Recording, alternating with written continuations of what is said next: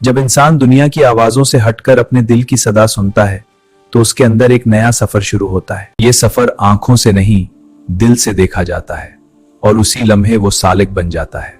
सालिक वो नहीं जो सिर्फ रास्ता पूछता है, सालिक वो है जो खुद को बदलने का हौसला रखता है। ये सफर है नीयत की सफाई का, नफ्स की तरबियत का और हर लम्हा अल्लाह की याद में जीने का।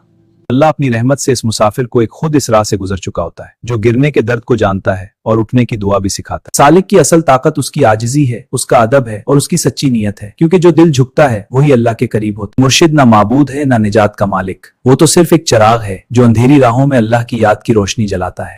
ये रिश्ता हुक्म का नहीं, मोहब्बत का है। ये ताल्लुक खौफ का नहीं, भरोसे का है, क्योंकि जहां मोहब्बत होती है वहां इस्लाह खुद ब खुद जन्म लेती है।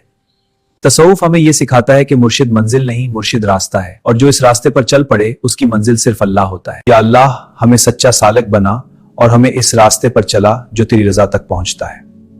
अगर आपको यह पैगाम दिल को छू गया हो तो रोशनी प्लस चैनल को सब्सक्राइब करें, वीडियो को लाइक करें, अपनी राय कमेंट्स में जरूर लिखें और इस रोशनी को दूसरों तक शेयर करें ताकि हर दिल तक अल्लाह की याद पहुंचे।